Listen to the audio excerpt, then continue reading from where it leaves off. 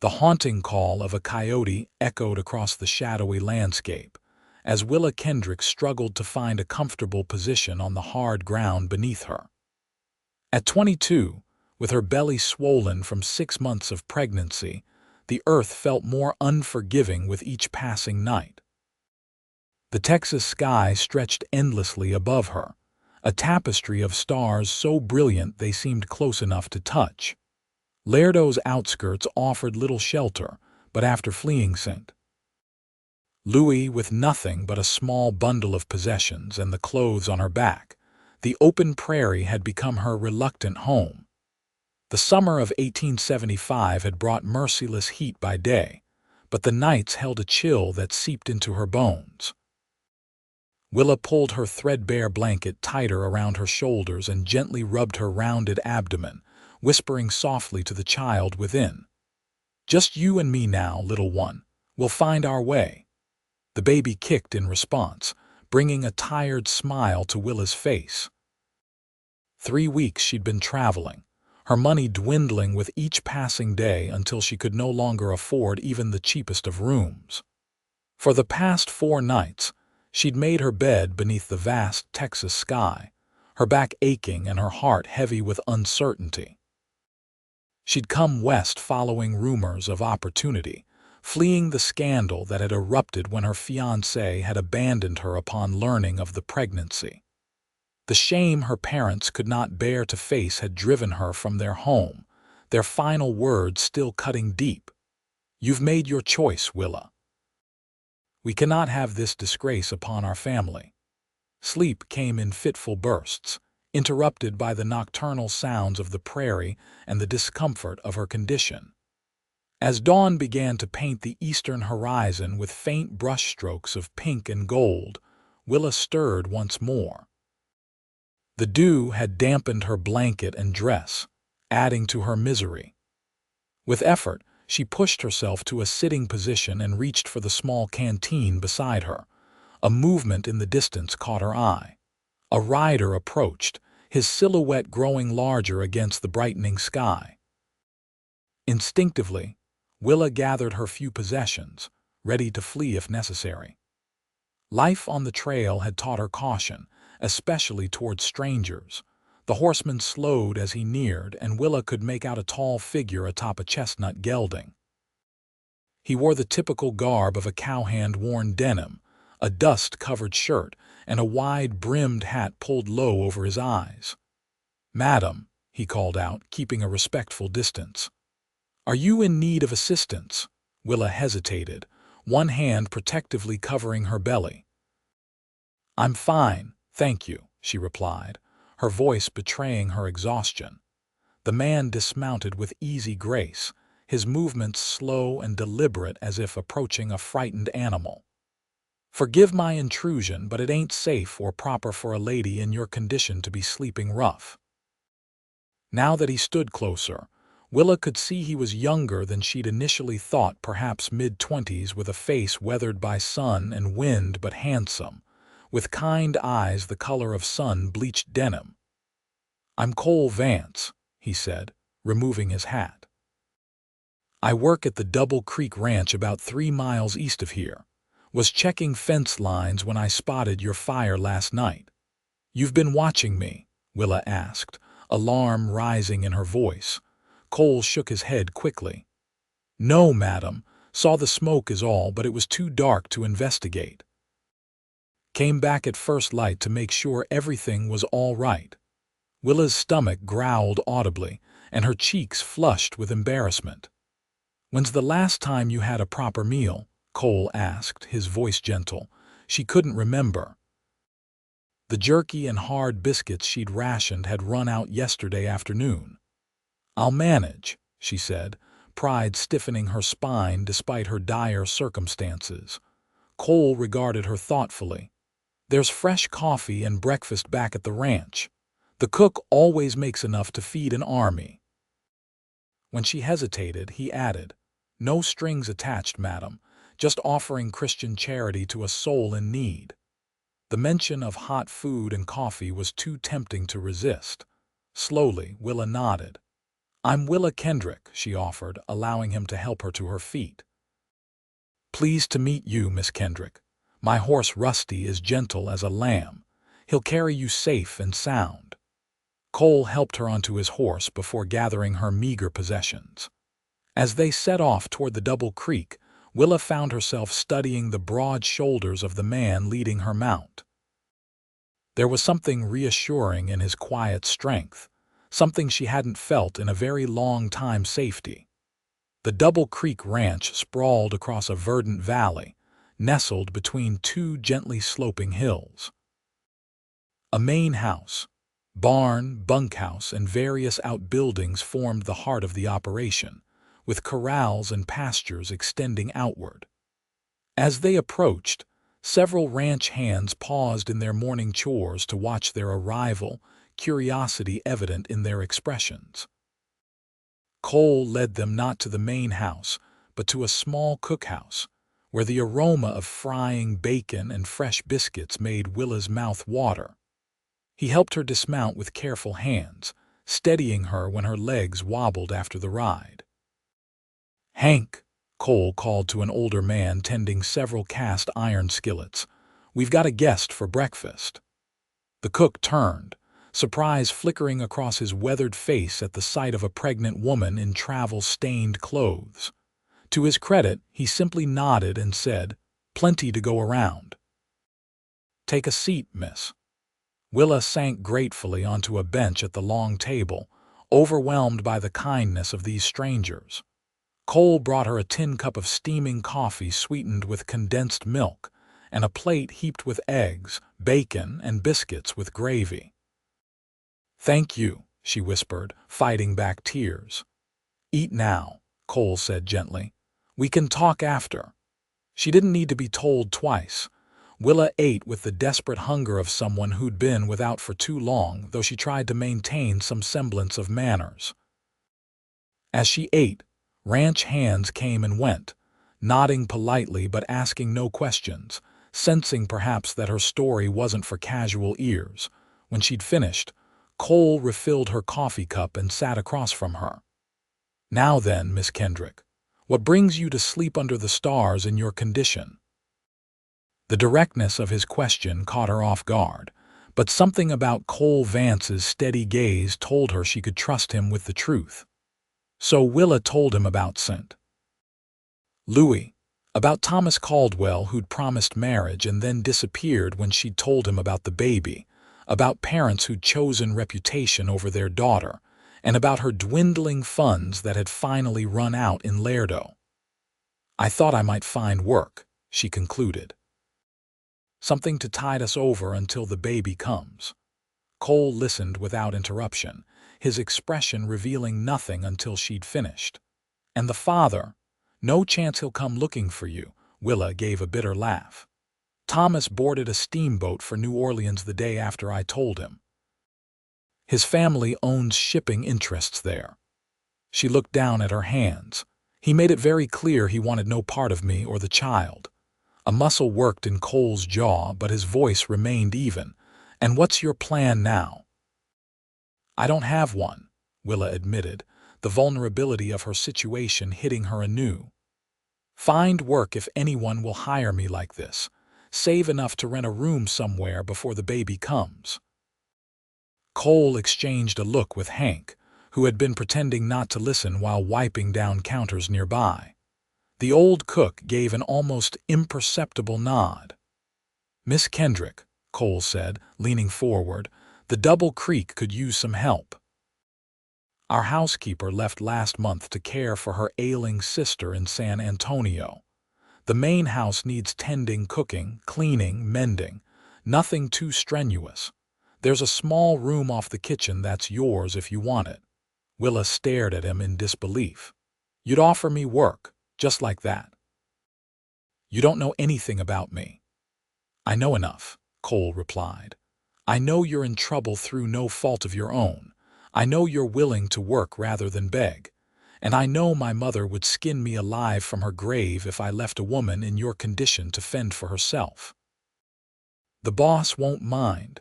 Willa asked cautiously. A corner of Cole's mouth lifted. "I am the boss, Miss Kendrick. Inherited this place from my father 2 years back." Surprise rendered her momentarily speechless. He seemed so young to be running such an operation, and he'd been doing ranch work himself when he found her. "Everyone works at Double Creek," Cole explained, reading her expression. "Me included. So, what do you say? It's decent work with room and board until you're back on your feet." Relief washed over Willa so intensely that tears sprang to her eyes. She blinked them away quickly. "I say yes, Mr. Vance, and thank you." "Cole," he corrected with a gentle smile.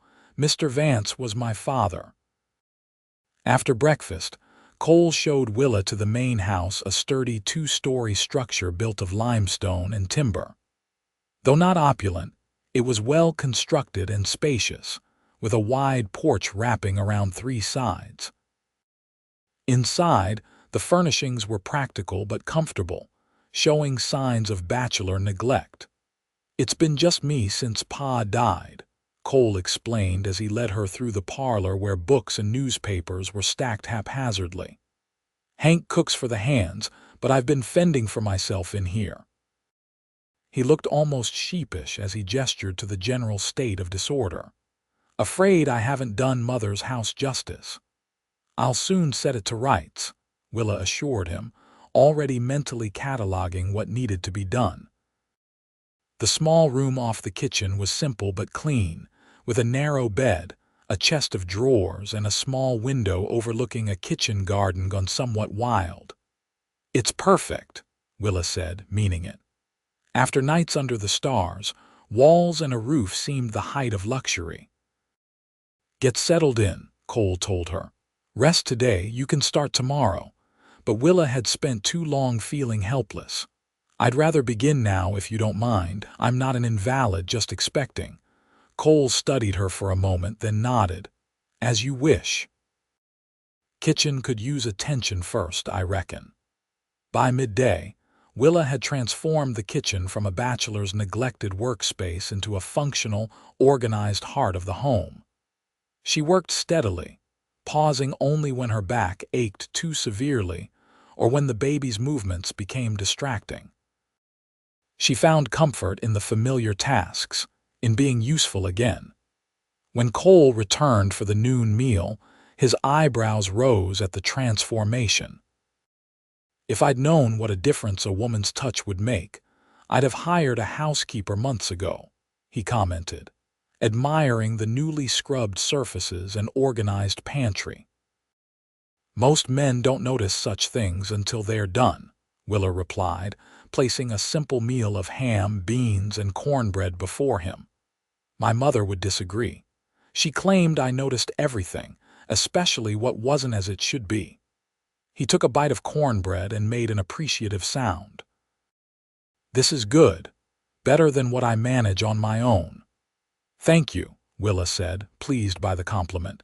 "It's my grandmother's recipe." They fell into an easy conversation as he ate, with Cole explaining the workings of the ranch and Willa asking thoughtful questions.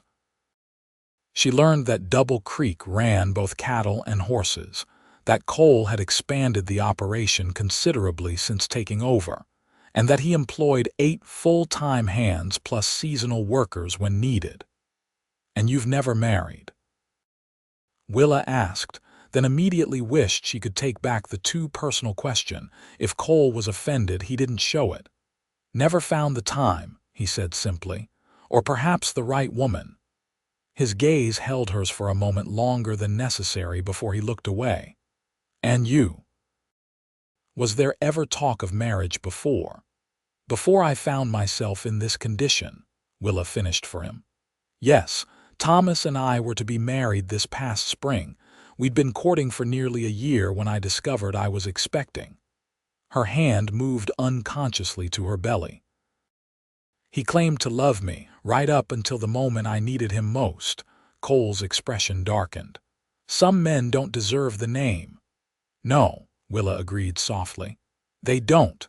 In the days that followed, Willa settled into life at the Double Creek with surprising ease.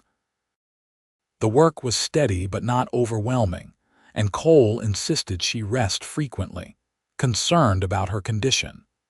She found herself looking forward to their shared meals, when he would tell her about his day and listen attentively as she spoke of hers. A week into her stay, Willa was hanging laundry in the yard when she overheard two ranch hands talking nearby. "Boss sure brought home more than he bargained for," one said with a chuckle. "Woman's in the family way and no husband in sight."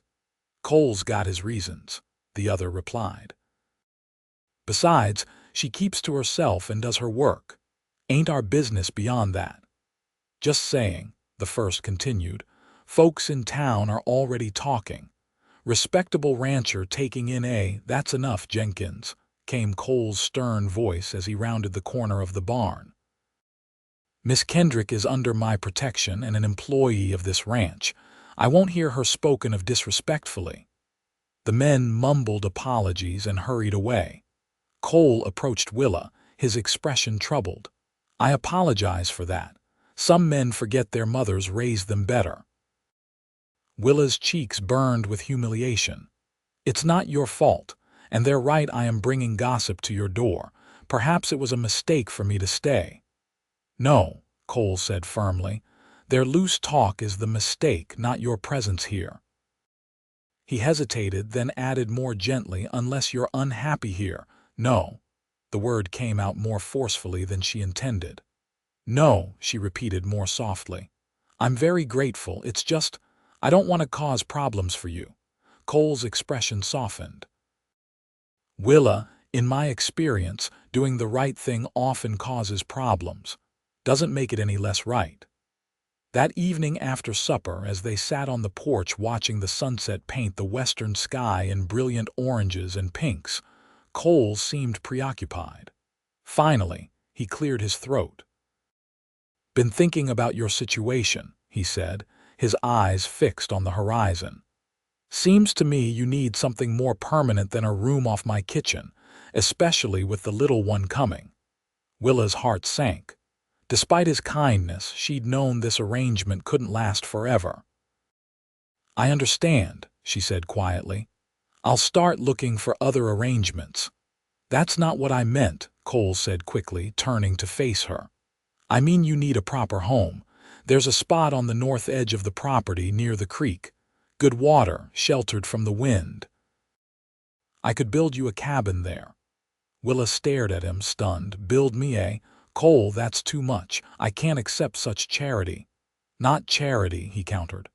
"An investment. You'd still work for the ranch, but you'd have your own place, somewhere private to raise your child." "A cabin takes weeks to build," Willa protested. "And you've got a ranch to run." Cole's mouth quirked in a half-smile. "I've built cabins before. With help from the hands, I could have a simple one up in 3 days. Nothing fancy, mind you, but solid walls, a roof, a proper hearth."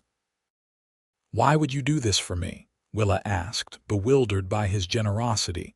Cole was quiet for a long moment. "Because everyone deserves a second chance," he finally said. "And because I've grown fond of having you here, Willa." His voice softened on her name.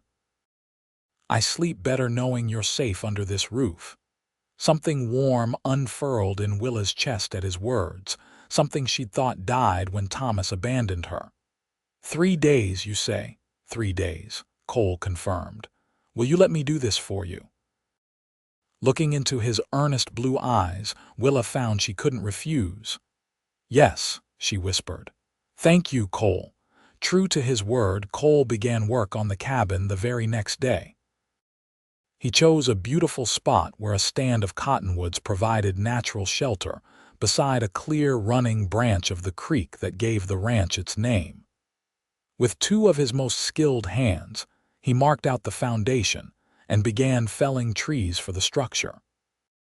Willa watched in amazement as the work progressed at a remarkable pace. Cole had apparently prepared well, having already arranged for a wagon load of supplies from town glass for windows, nails, tools, and other necessities. By nightfall of the first day, the foundation was laid and the corner posts set. The second day saw walls rising, log by sturdy log. Cole worked tirelessly, his shirt soon soaked with sweat as he guided each timber into place. Willa brought water and food to the men throughout the day, watching with growing admiration as Cole directed the work with quiet authority. "It's going to be beautiful," she told him during a brief rest. Cole wiped his brow and smiled. "Wait till you see it finished." That evening, exhausted but pleased with their progress, Cole sketched the completed cabin for her on a scrap of paper, a simple rectangle with a small porch, 2 rooms inside, and a stone chimney. "The second room can be for the baby," he explained. "It'll be small, but you can add on later if you need to." Willa traced the drawing with her fingertip. "I never imagined having a place of my own," she admitted. "Even before everything happened, I was always to be living in someone else's house, following someone else's rules." "Every person should have a place to call their own," Cole said. "Somewhere they can be exactly who they are." On the third day, as promised, the cabin took its final form. The roof was raised, the chimney built, the windows and door installed. Cole himself laid the hearth, carefully placing each stone to create a fireplace that would hold heat efficiently during the winter months. By sunset, a simple but sturdy cabin stood where only forest had been 3 days before. Cole invited Willa to inspect their work, watching her face anxiously as she walked through the rooms. The main room was larger than she'd expected, with windows on 3 sides to catch the light and breeze. The smaller room would indeed be perfect for a nursery. Everything was rough-hewn but solid, built with care and attention to detail. "What do you think?" Cole asked when she'd completed her tour. Willa turned to him, tears brimming in her eyes. "It's more than I ever dreamed possible," she said, her voice thick with emotion. "I don't know how to thank you." "Your smile is thanks enough," Cole replied softly. That night they celebrated with a small feast prepared by Hank and brought to the cabin. The ranch hands had crafted a simple table and chairs, and someone had thought to bring wildflowers in a jar as a centerpiece. As darkness fell, Cole lit the lamps and built the first fire in the new hearth. "To new beginnings," he said, raising his cup of cider to Willa across the table. "New beginnings," she echoed, feeling for the first time in months that perhaps the future held promise after all. The next morning, Willa moved her few possessions into the cabin. Cole had arranged for basic furnishings: a bed, a dresser, some shelves, and kitchen necessities. It was sparse but sufficient, and more importantly, it was hers. "I don't expect you back at the main house until you're settled," Cole told her. "Take a few days to make this place your own." Willa nodded, though she already felt a strange pang at the thought of not seeing him at breakfast the next morning. "I'll be back to work on Monday," she promised. As the weeks passed, Willa made the cabin truly her own. She planted a small garden with vegetables and flowers, hung curtains sewn from feed sacks at the windows, and arranged her modest belongings with care. Each morning, she walked the half-mile to the main house to perform her duties, returning to her cabin in the evenings. Cole made a point of checking on her daily, often bringing small gifts: a book he thought she might enjoy, a rocking chair he'd found in the attic, a basket of early apples from the orchard. Their conversations grew longer and more personal, stretching into the evening hours as they sat on her porch watching the stars emerge. One evening in late August, as summer's heat began to yield to autumn's promise, Cole arrived at her cabin with a troubled expression. "Is something wrong?" Willa asked, immediately concerned. Cole ran a hand through his hair, a gesture she'd come to recognize as a sign of nervousness. "Got word from town today. Seems a man's been asking after a woman matching your description. Said his name was Caldwell." Willa felt the blood drain from her face. "Thomas, here in Laredo, that's impossible." The description matches what you've told me, Cole said grimly. Tall, dark-haired, well-dressed, said he was looking for his fiancé who'd run off in a misunderstanding. Anger flashed through Willa, temporarily displacing her fear. A misunderstanding. He abandoned me, I know, Cole said gently. But he's telling a different story. Says he went to New Orleans on urgent business and returned to find you gone. Why would he come looking for me now? Willa wondered aloud, one hand protectively covering her belly, now large with 8 months of pregnancy. Cole's expression darkened. I can think of a few reasons, none of them good. Most likely, his family is pressuring him to do the honorable thing now that word's gotten out. Willa sank onto the porch steps, suddenly lightheaded. What should I do? Cole sat beside her, close enough that she could feel the reassuring solidity of him. That depends on what you want, Willa, if you wish to see him to hear what he has to say. No, she said firmly. I want nothing from Thomas Caldwell. He made his choice clear months ago. Relief flickered across Cole's features. Then I'll make sure he doesn't trouble you. No one at Double Creek will tell him you're here. And if he finds out anyway, Willa asked, the fear returning. Cole's jaw set in a determined line. Then he'll answer to me. The next day passed in anxious anticipation, but no visitors appeared at the ranch. By evening, Willa had begun to relax, hoping perhaps that Thomas had given up his search or had moved on to another town. She was preparing a simple supper when a knock sounded at her door. Expecting Cole, she opened it with a smile that quickly died on her lips.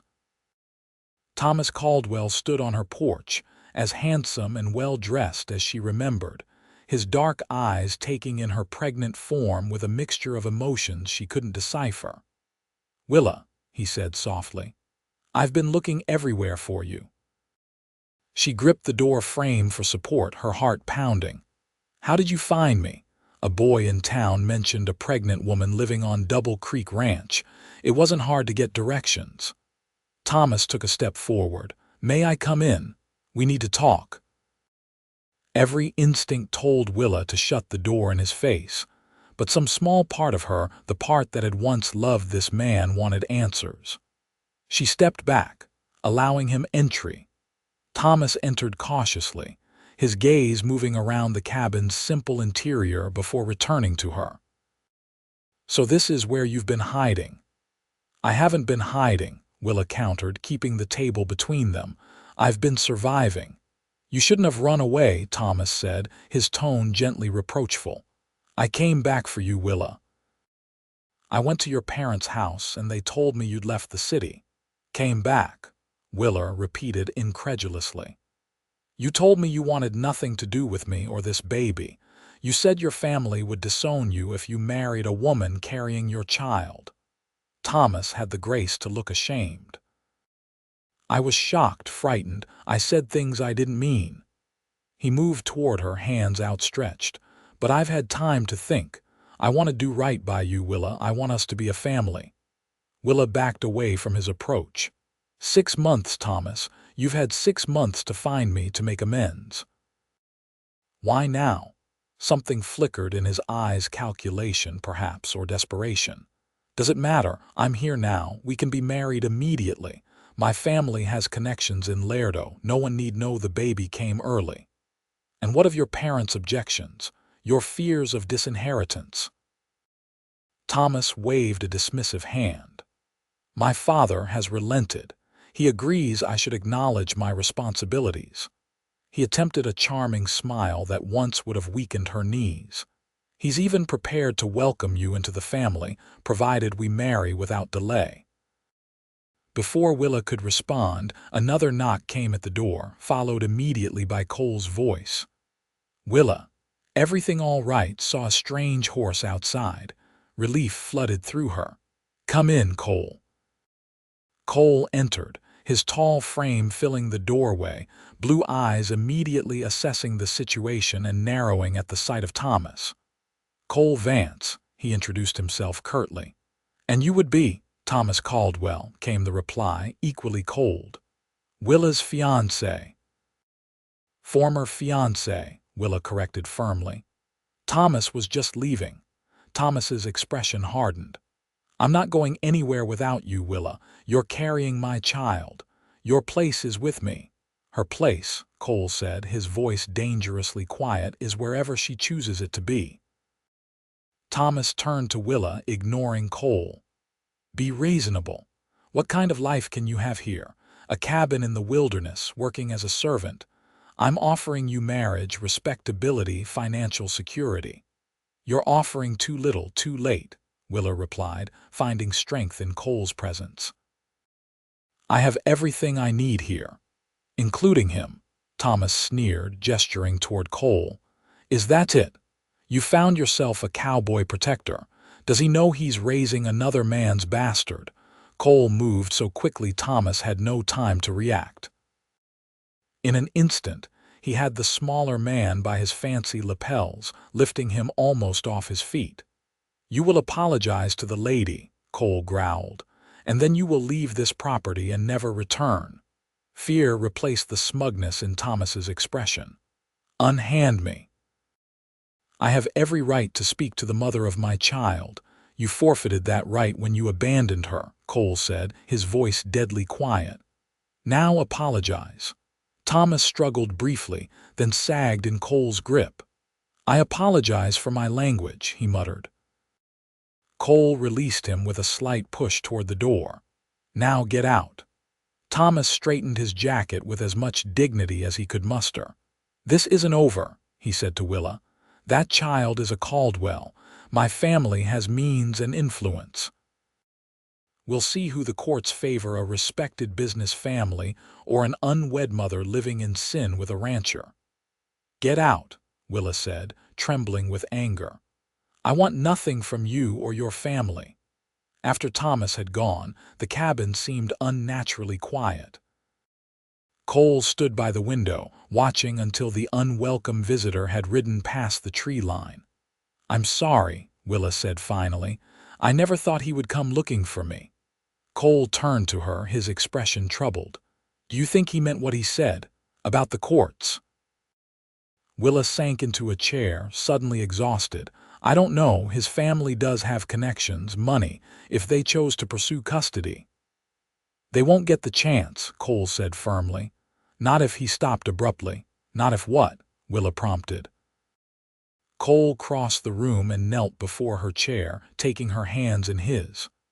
Willa, I hadn't planned to speak of this yet, wanted to give you more time, but circumstances being what they are. He took a deep breath.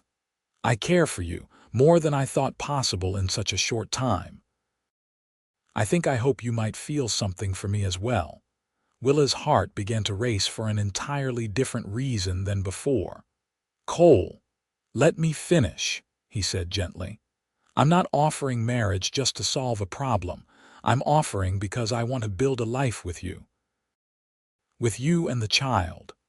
His blue eyes held her steadily. I know it's soon, and I know your trust has been broken before. I'm asking only that you consider it. Tears welled in Willa's eyes. You would take another man's child as your own. I would take you both, Cole said simply. The moment I saw you sleeping under those stars, something told me you were meant to be in my life. I built this cabin not just to give you shelter, but because I hoped one day you might choose to share my home instead. Willa reached out, her fingers tracing the strong line of his jaw. I've been afraid to admit it, even to myself, she whispered. But I began falling in love with you that first morning when you helped me onto your horse and promised me safety. Cole's face transformed with hope. Then you'll consider my proposal. I'll do more than consider it, Willa said, her heart overflowing. My answer is yes. Joy blazed across Cole's features. He rose, pulling her gently to her feet and into his arms. I promise you won't regret this, he murmured, his lips finding hers in a tender kiss that spoke of devotion and promises kept. They were married 3 days later by the circuit preacher who happened to be passing through Laredo. The ceremony took place on the porch of the main house, with the ranch hands serving as witnesses. Willa wore a simple blue dress hastily altered to accommodate her condition, and Cole looked uncommonly handsome in his Sunday best. As they spoke their vows beneath the Texas sky, Willa felt a sense of rightness wash over her. This was not the wedding she had once imagined, but it was infinitely more precious for being built on true love rather than societal expectations. That evening, as Cole carried her across the threshold of the main house that was now truly her home, he paused to kiss her again. "Welcome home, Mrs. Vance," he said, his voice thick with emotion. "It feels like I've been journeying toward this place my whole life," Willa replied, resting her head against his shoulder. The threat from Thomas Caldwell never materialized. Whether he recognized the futility of fighting a legally married couple or simply lost interest once his pride was soothed, they never heard from him again. As autumn painted the landscape in golds and russets, Willa's time drew near. Cole grew increasingly attentive, insisting she rest frequently and hiring a girl from town to help with household duties. Dr. Matthews from Laredo made regular visits to the ranch, assuring them that all progressed normally. On a crisp October morning with golden leaves swirling in the breeze, Willa's labor began. Cole sent a ranch hand galloping for the doctor, then paced anxiously outside the bedroom door as the housekeeper, Mrs. Perkins, assisted Willa through the early stages. When Dr. Matthews arrived, he shooed Cole downstairs with firm instructions to stay out of the way. For 12 long hours, Cole wore a path in the parlor rug, stopping his pacing only when Willa's cries intensified, his face paling at each sound of her pain. Hank brought coffee and food that went untouched. The ranch hands found excuses to pass by the house, seeking news. As darkness fell, the household held its collective breath, waiting. Finally, a new cry pierced the night, the indignant wail of a newborn taking its first breath. Cole froze mid-stride, his eyes flying to the staircase. Minutes that felt like hours passed before Dr. Matthews appeared at the top of the stairs, his tired face breaking into a smile. "Congratulations, Mr. Vance. You have a healthy son." Cole took the stairs 2 at a time, barely remembering to thank the doctor as he rushed past him. He paused at the bedroom door, suddenly overwhelmed by the magnitude of the moment. Inside, Willa looked exhausted but radiant, propped against pillows with a small bundle cradled in her arms. She looked up as Cole entered, her face illuminated by a joy he'd never seen before. "Come meet your son," she said softly. Cole approached the bed with reverent steps, his eyes fixed on the tiny red face visible among the swaddling clothes. The baby had a shock of dark hair and tiny fists that punched the air with surprising vigor. "He's perfect," Cole whispered, sinking onto the edge of the bed. "Just like his mother." Willa shifted, offering the child to him. "Would you like to hold him?" With trembling hands, Cole accepted the small bundle, marveling at how something so tiny could feel so significant. The baby opened unfocused eyes, regarding him solemnly. "Hello, little man," Cole said, his voice unsteady. "I'm your pa." The simple declaration brought tears to Willa's eyes. "I've been thinking about names," she said. "What do you think of William, after my grandfather?" "William Cole Vance." Cole tested the name, smiling. "Strong name for a strong boy. I like it." As the baby's tiny fingers wrapped around Cole's calloused thumb, a fierce wave of protectiveness washed over him. This child may not have been born of his blood, but in that moment, Cole knew he was irrevocably his son. "I will always protect you," he promised in a whisper. "Both of you." The first year of William's life passed in a blur of joy, challenges, and deepening love. Cole proved to be a natural father, as comfortable changing diapers as he was running the ranch. He built a cradle with his own hands, carving intricate designs of horses and stars into the headboard. Willa flourished as both mother and ranch wife, balancing the demands of each role with grace. The cabin by the creek stood empty except when used occasionally by visiting hands.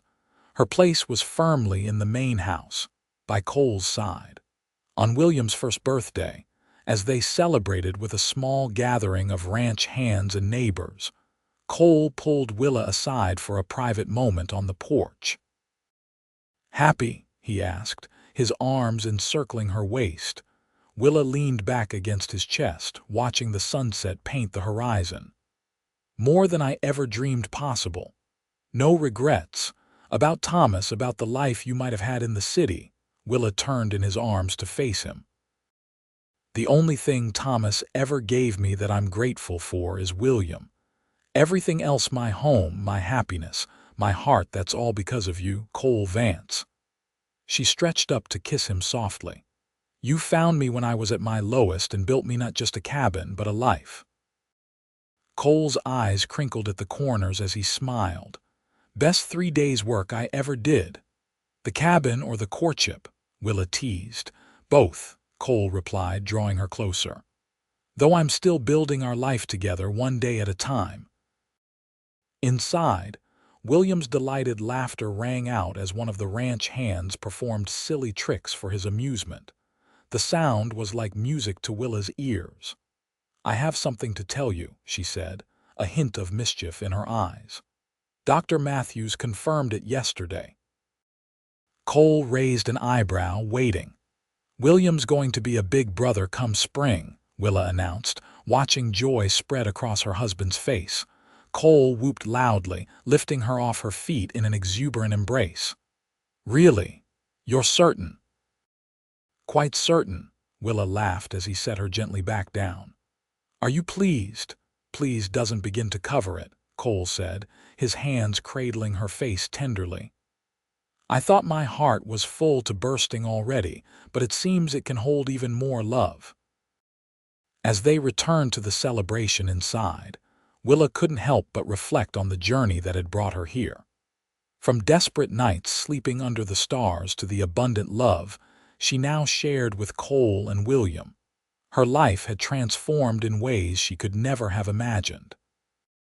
The following spring brought not one but 2 new additions to the Vance family, twin girls they named Elizabeth and Catherine. Cole joked that they were making up for lost time, building their family at a gallop rather than a trot. The Double Creek Ranch prospered along with the Vances. Cole's smart management and Willa's organizational skills proved to be a formidable combination. They expanded their holdings, improved their breeding stock, and gained a reputation throughout Texas for quality horses and cattle. When William turned 5, old enough to begin learning the ways of the ranch in earnest, Cole took him on his first real cattle drive, though just to the far pasture and back. The boy returned dusty and triumphant, chattering excitedly about everything he'd seen and learned. "He's a natural horseman," Cole told Willa proudly that evening. "Sits a saddle like he was born to it." "Like his father," Willa replied with a loving smile. Cole's eyes softened. "I hope he truly knows that I couldn't love him more if he were my own flesh and blood." "He knows," Willa assured him. "Children understand love, even if they don't understand the complexities behind it. William has never known any father but you, Cole." As the years passed, the Vance family continued to grow and flourish. A third child, another boy they named James, arrived 2 years after the twins. The main house expanded to accommodate their growing brood, with Cole adding rooms and a second story as needed. The cabin by the creek remained standing, though now it served a different purpose. Cole had converted it into a schoolroom where Willa taught their children, and those of neighboring ranches their letters and numbers, until they were old enough for formal schooling in Laredo.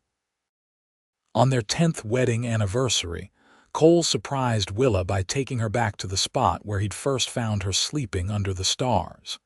He'd arranged a picnic beneath the same sprawling oak tree, complete with a bottle of wine and her favorite foods. "You remember that morning?" he asked as they spread a blanket on the grass. "How could I forget?" Willa replied, her eyes soft with memory. "I was terrified, exhausted, and certain my life was over. Then this handsome cowboy appeared like something from a dream." Cole chuckled. "I wasn't feeling particularly heroic. Just saw a woman in trouble and couldn't ride past." He took her hand, his expression growing serious. "But the moment you looked up at me with those brave, frightened eyes, something shifted inside me. I think I started falling in love with you right then. Even with another man's child growing inside me?" Willa asked softly. "Even then," Cole confirmed. "Maybe especially then. Your courage, your determination to survive no matter what. How could I not admire that?" Willa leaned against him, watching the sunset paint the sky in hues remarkably similar to that long-ago morning. "I've often wondered what would have happened if you hadn't found me that day."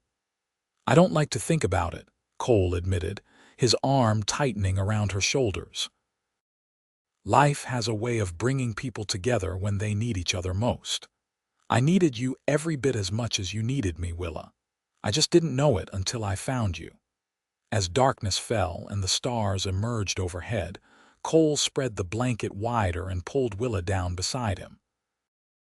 Together they gazed up at the vast Texas sky, the same stars that had watched over her in her darkest hour now witnessing their enduring love.